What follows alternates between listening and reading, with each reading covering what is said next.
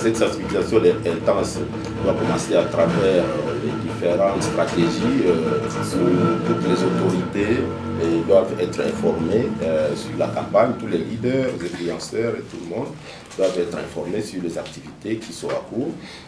C'est en train d'être réalisé. Et aussi, en dehors de ça, il y a aussi les activités pour pouvoir identifier la cible. La cible, c'est que si nous parlons du prémarquage et de non-prémarquage des enfants qui pourront recevoir le vaccin, cela est déjà à cours à partir de samedi.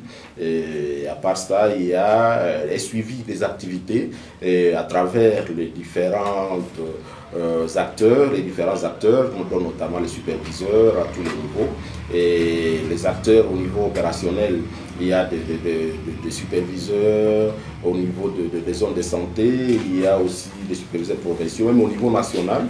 Et on a commencé à les capaciter d'abord avant d'arriver à faire des destins sur terrain pour qu'ils soient en mesure de bien réaliser les activités sur terrain.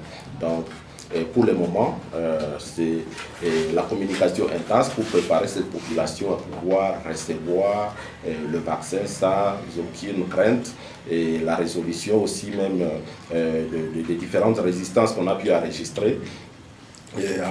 Lors des phases antérieures, nous savons bien qu'il y a certains parents, la fois passée, qui ont présenté des problèmes, qui ne nous ont pas permis d'atteindre le 100% de notre cible. Et c'est là que nous avons déjà, nous sommes déjà en œuvre en rapport avec le plan de redressement pour pouvoir les résoudre. Merci. Bon, effectivement, nous tous, nous savons ce que nous vivons dans le pays. Et évidemment, c'est par rapport aussi au contexte même de la maladie. Nous savons bien que parmi les cibles, il y a même la polio a commencé à attraper même les personnes adultes jusqu'à 15 ans. Et c'est là où on a eu à organiser notre campagne, où notre province n'a pas été concernée. Et c'est dans les provinces de Tanganyika et à l'ouest là-bas où on a eu à organiser des campagnes où même il fallait étendre la cible jusqu'à 14 ans. Et là, c'était au premier semestre. Et maintenant, pour le deuxième semestre, il y a une série de phases qui vont se réaliser. Donc, ce que nous réalisons maintenant, c'est juste la première phase et les autres phases pourront suivre. Cela est lié, pour organiser une campagne de vaccination, il y a plusieurs facteurs. On doit voir dans quel contexte on doit organiser ces activités et aussi le moyen aussi même alloué à ces activités et même la disponibilité des intrants, de vaccins comme ça. Et c'est là que ce qui a fait traîner un peu les activités, la riposte vaccinale.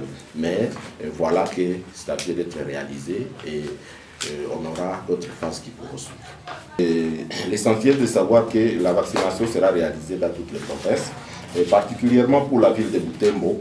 J'estime bien que pour la ville de Butembo, on attend autour de 174 771 enfants de 0 à 59 mois.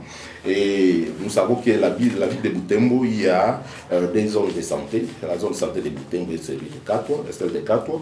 Et pour Butembo, nous attendons une cible d'environ 54 000 enfants qui doivent bénéficier de cette vaccination.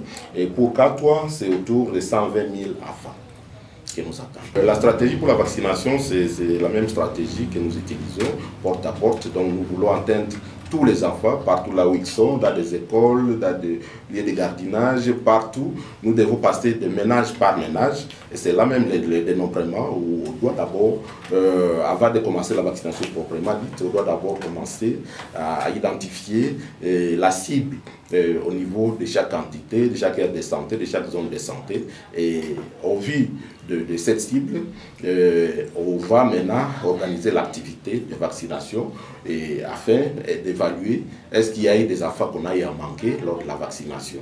Et sans ignorer que même lors de de la vaccination, il y a aussi la récupération des enfants manqués lors des séances de vaccination des routines. Donc, les enfants qui sont insuffisamment vaccinés, c'est une occasion. Donc, le PEV des routines doit être aussi mis à contribution lors d'une organisation de la campagne de vaccination contre la poliomyélite, donc pour lutter même contre les autres maladies évitables par la vaccination.